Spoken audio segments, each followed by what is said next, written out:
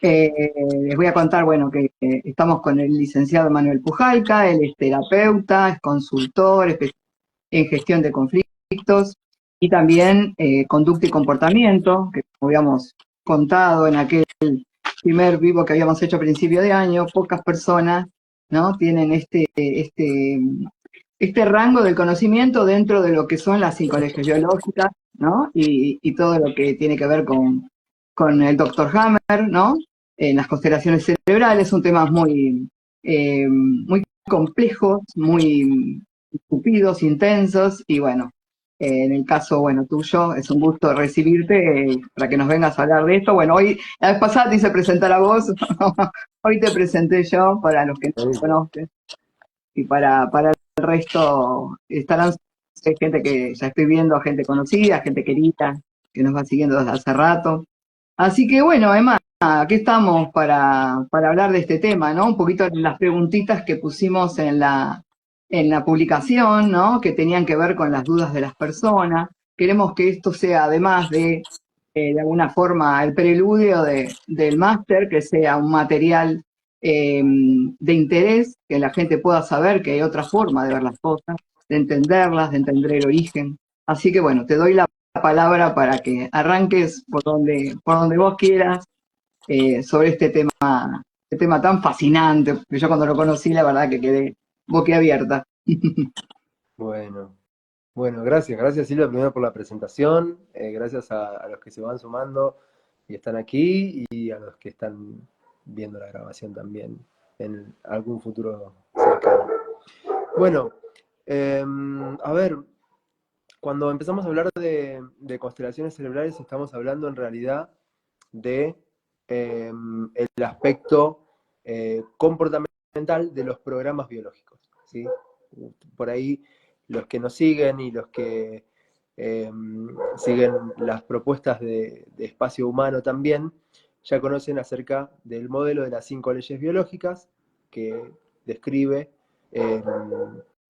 todos los procesos que conocemos comúnmente como síntomas y enfermedades. Ujú, Ahora, lo que ocurre también es que paralelamente, ¿sí? Hammer habla de una tríada, la tríada psique, cerebro y órgano.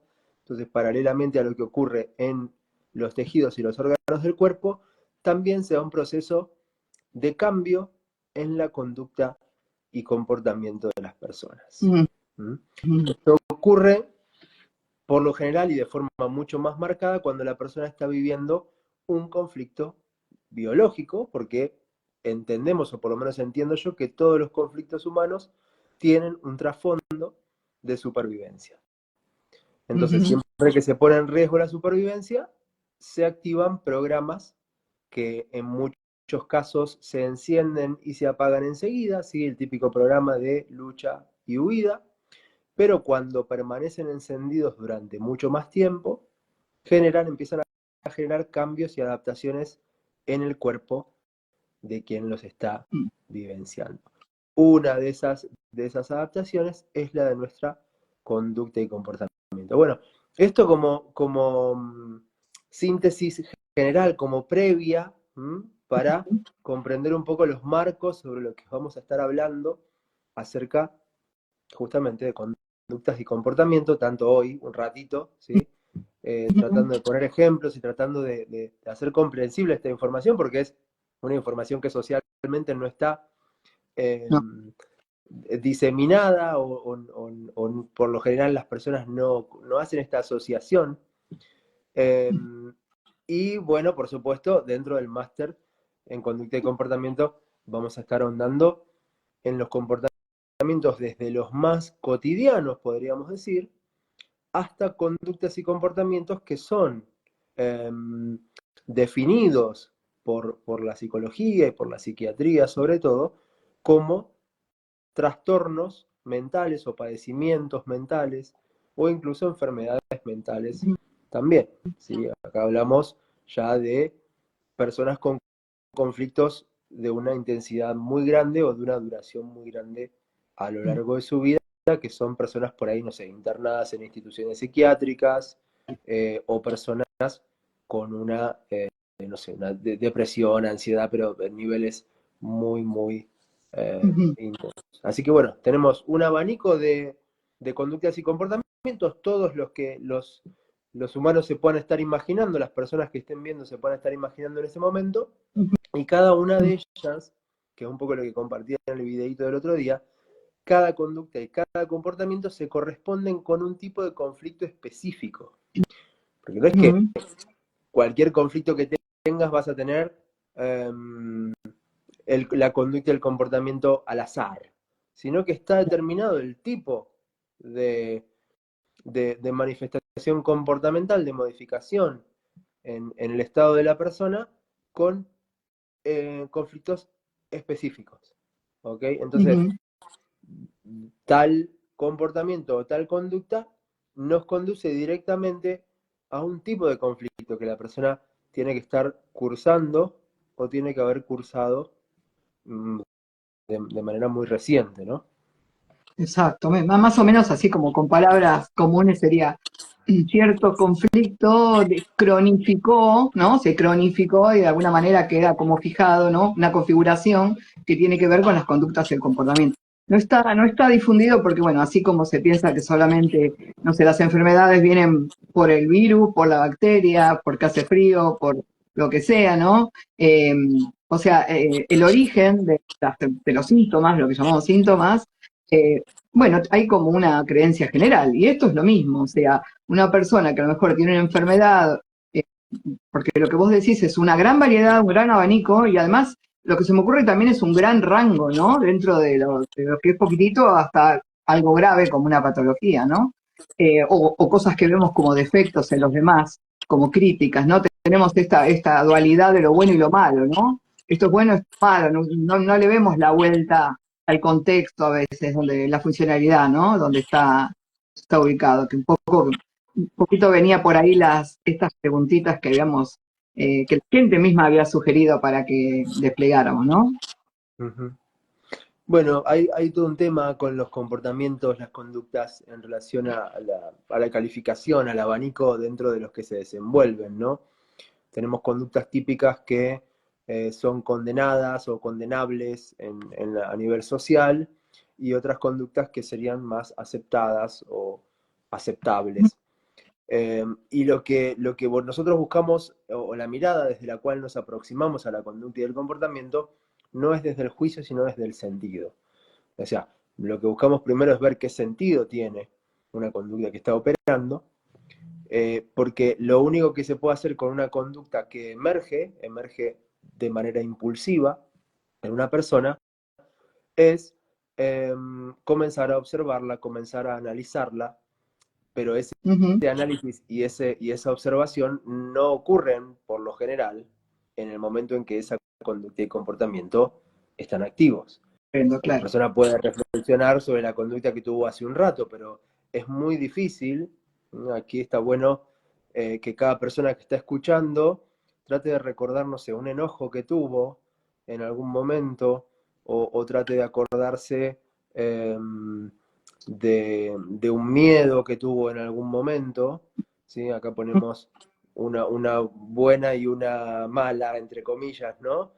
Tener miedo, bueno, está bien tener miedo, pero Ujú, enojarse y gritar y pegar un puñetazo en la mesa no está bien. claro. Y Y depende ambas del punto conductas, de vista también, ¿eh?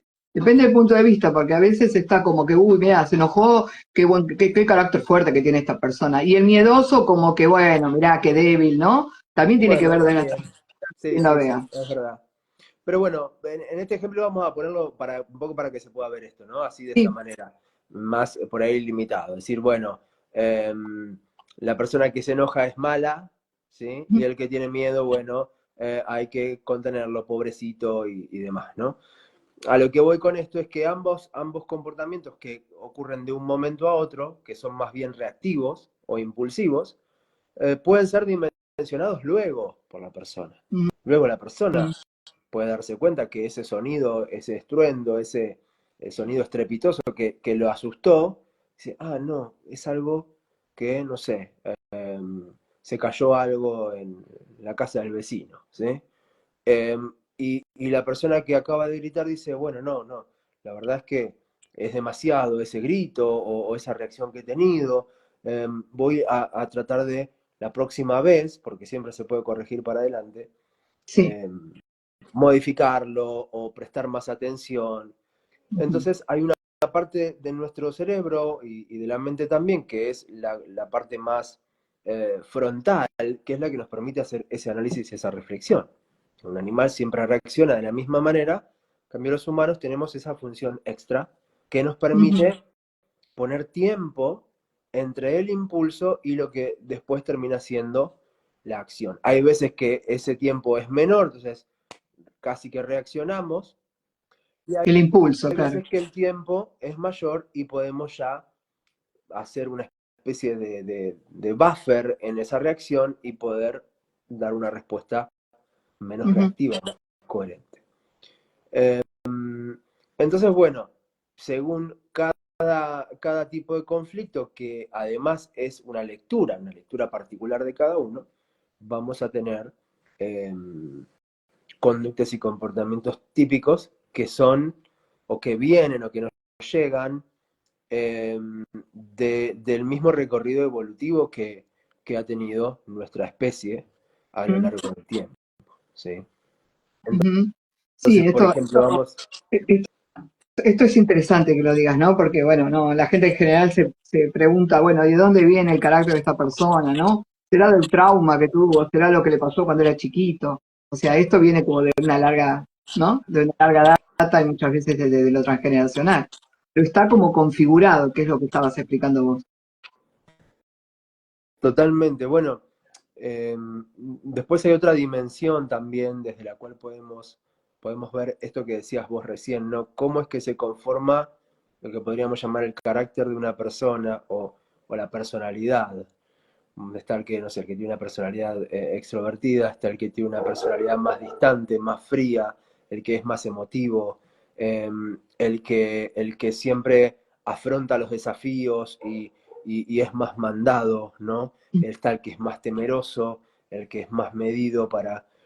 eh, vas a ver un rango, un abanico de nuevo, infinitas, podríamos decir casi, o múltiples combinaciones que determinan, bueno, esto que podríamos llamar la personalidad. Bueno, todo eso es una mezcla de los conflictos que esa persona tiene activos, es decir, situaciones traumáticas que en algún momento ha transitado esa persona y que siguen, permanecen activas en las partes más profundas de la persona, partes más subconscientes.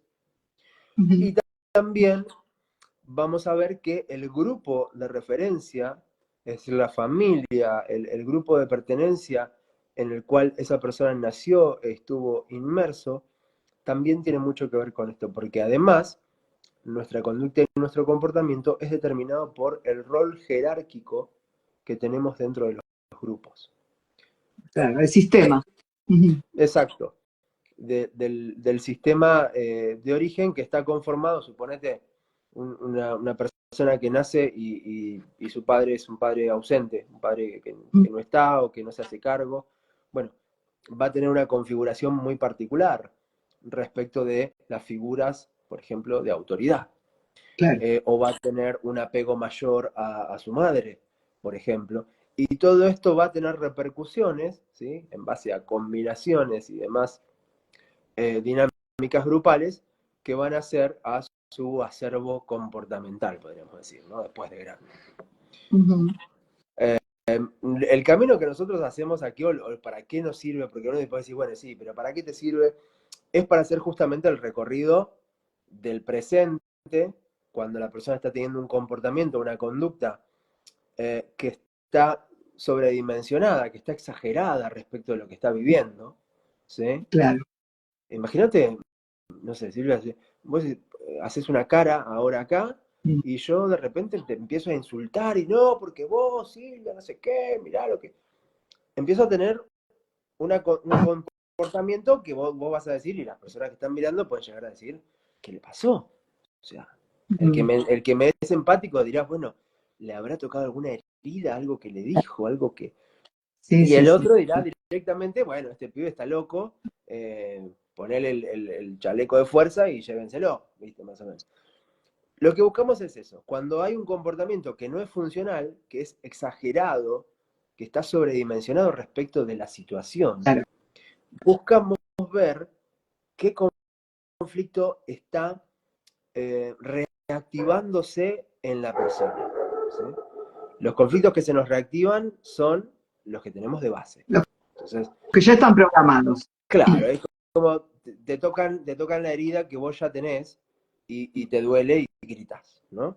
Que sea Entonces, inconsciente, aunque no te acuerdes. exacto, es muy raro, no, no tenemos, creo, habría que ver alguna excepción, por eso dejo una ventanita abierta, pero nunca Ujú, tenemos conflictos nuevos las personas, siempre tenemos los mismos conflictos. Pasamos mm, una y otra vez por situaciones que interpretamos como conflicto. El resto de situaciones serán desafiantes, serán problemáticas, pero no las vivimos como un conflicto en sí. es verdad. Entonces, Cambia el escenario, cambian los coprotagonistas, digamos, cambia más o menos la escena, pero el conflicto se repite. Si nos ponemos a pensar desde ese lugar, que a veces no lo hacemos, sino que decimos, ay, qué mala suerte otra vez, o qué año, ¿por qué no termina este año? O sea, como si fuera una consecuencia de cosas que tendrían que ver con el azar o con la suerte. Y nos dábamos cuenta que a veces funciona incluso como especie de alergenos, ¿no? Que despiertan en la persona ese conflicto, ese trauma, ¿no? Podríamos poner la palabra trauma acá también, fue programante y bueno, que está disparando cada vez que algo tiene que ver con eso, depende de la estructura que haya quedado, esta configuración que vos contabas, ¿no? exactamente. Entonces buscamos a partir del comportamiento que se da, ¿sí? La base, el sentido, ¿sí? Buscamos deconstruir, desarmar ese comportamiento buscando eh, dimensionarlo y darle su intensidad eh, Ujú, en coherencia con el presente. ujú. ¿Por qué? Porque acá no juzgamos un comportamiento como diciendo no, ese está mal, sino Claro. que es una reacción natural que tiene un sentido, pero que está siendo exagerada. Y otra de las cosas que ocurre también es que cuando son exageradas, son un indicador de que se viene guardando, se viene reprimiendo ese comportamiento. Claro. ¿Sí? Ese Se es va otro guardando bajo la problema. alfombra, claro, explota. Ujú, Claro, yo me reprimí una vez, me reprimí dos veces, y como voy cargando estrés, voy a ir prestándole atención más a las situaciones o a los momentos en los cuales yo pueda descargar ese comportamiento, esa conducta, que de alguna manera me va ujú. a permitir salirme momentáneamente del conflicto, no estructuralmente, pero sí poder dar una respuesta a ese escenario. Y bueno, claro, descargo, pero no logro ver qué está originando Sí esa lo está conducta. vigilando. Si se cambian los actores, la lógica es la misma. Sí, y esto, o sea, más allá de que el tema este de conductas, comportamientos, carácter, personalidad, bueno, muchas de las teorías psicológicas lo han hablado en realidad, la diferencia, ¿no? de esta propuesta es desde dónde nace o desde dónde se origina el análisis o la observación, ¿no? De todo esto que tiene que ver con justamente la teoría de las constelaciones cerebrales, ¿no? Que esa es como la novedad, ¿no? De dónde se puede ver de una manera completamente distinta y asombroso, ¿no? Yo la primera vez que lo escuché, que esto de los focos que están dentro del hemisferio, los hemisferios cerebrales, que incluso pueden ver por tomografía, ¿no?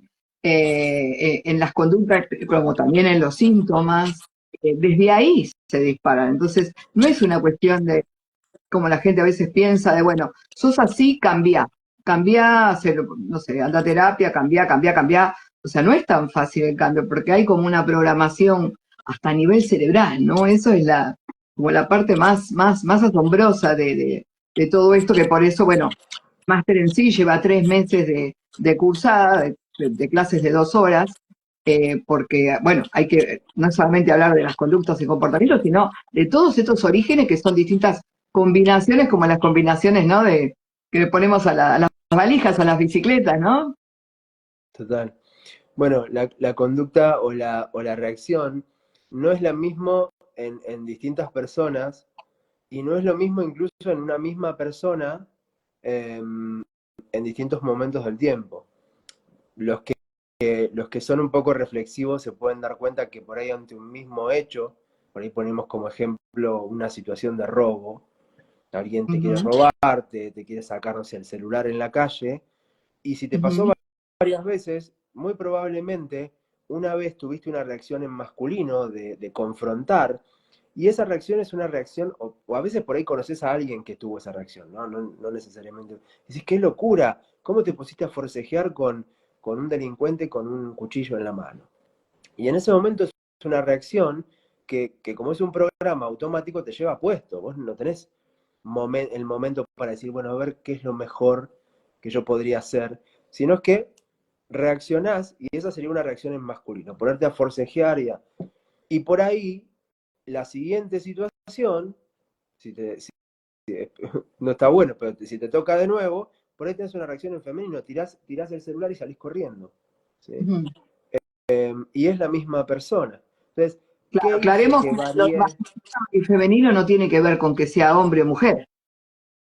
Totalmente, cuando hablamos de comportamiento, hablamos de una preponderancia de estrógenos en el caso de la mujer y testosterona en el caso de los hombres, que dan Ujú, como resultante una mayor preponderancia o, un mayor PAT, que es como una especie de mayor empate, una proporción parecida ujú. entre hormonas masculinas y femeninas. Entonces, eso en la naturaleza determina qué rol va a tener ese individuo dentro del grupo.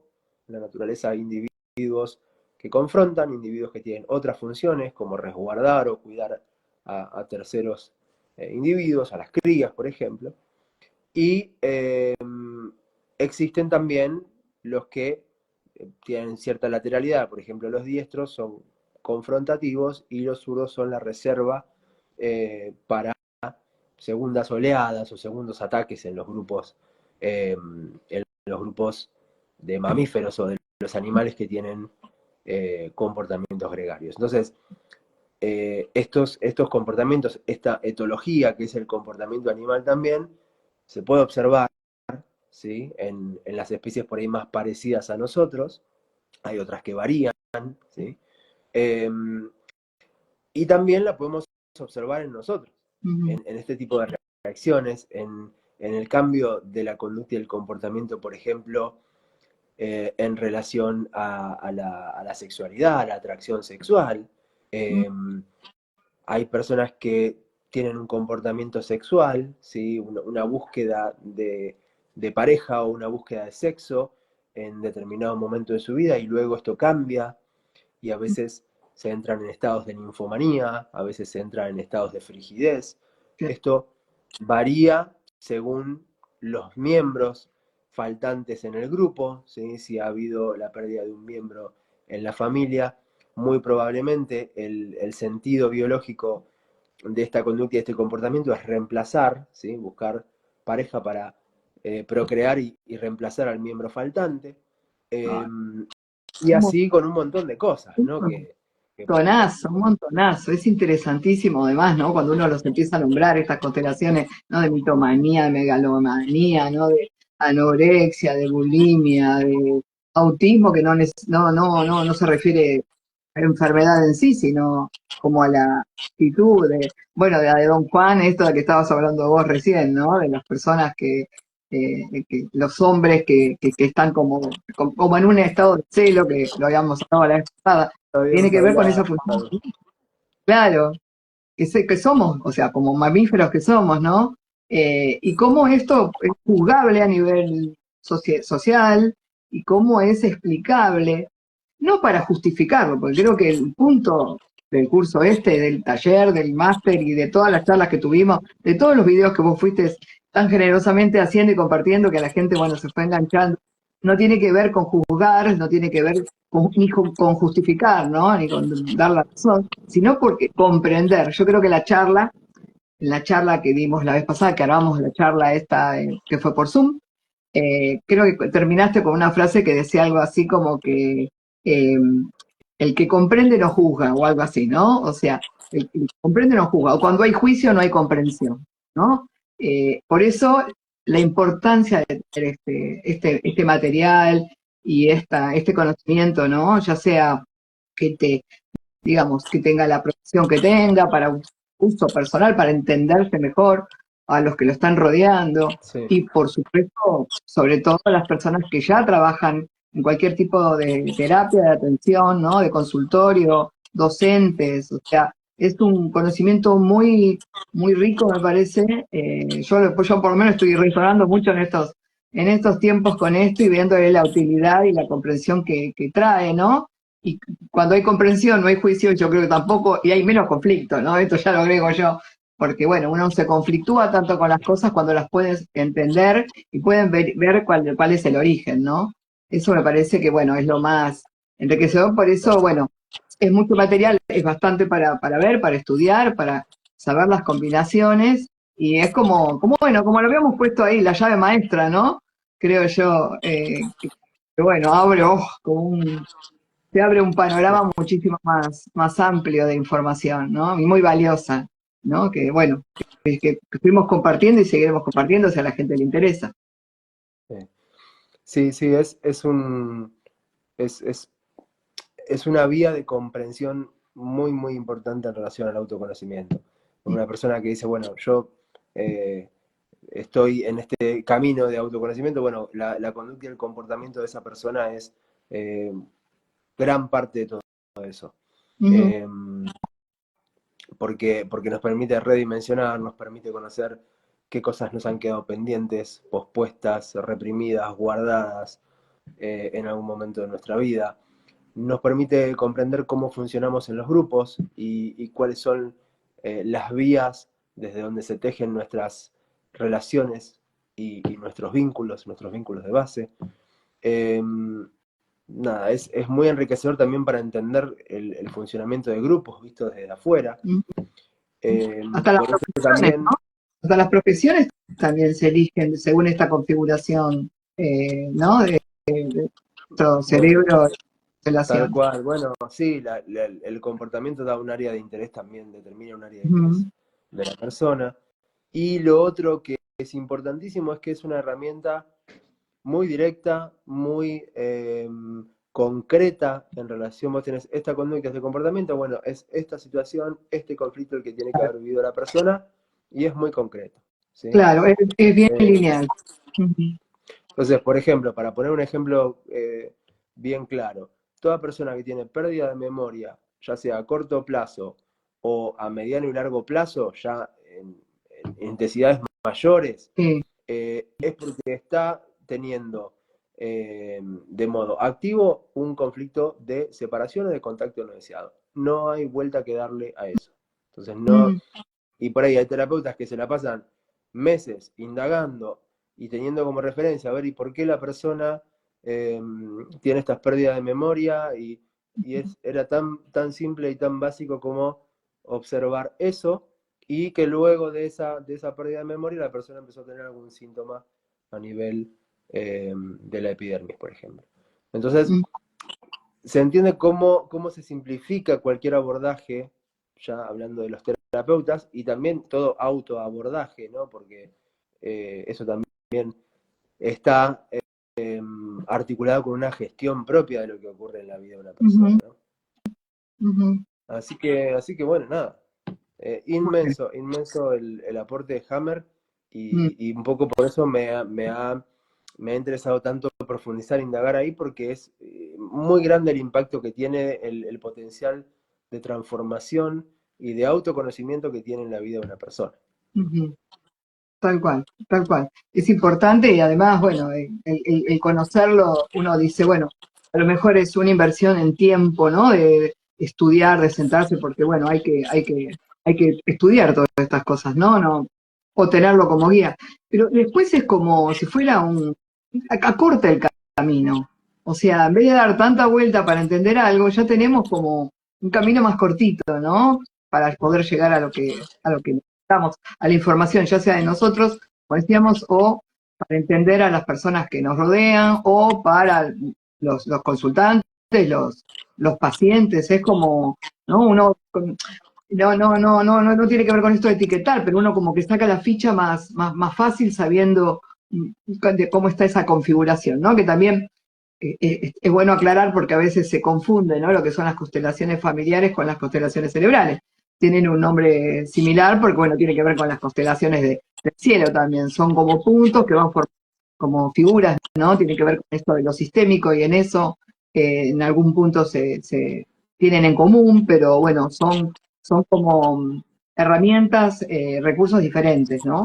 Esto tiene que ver más apuntado a lo que tiene, todo el trabajo de Hammer, que aunque no lo conozcan, eso también está bueno decirlo, aunque no tengan experiencia previa, no es necesario, si quieren sumarse a la formación, que ya hay un grupo muy lindo, muy nutrido y muy variado, eh, no necesitan tener experiencia y conocimientos previos de todo esto como para que puedan aprovechar, ¿no?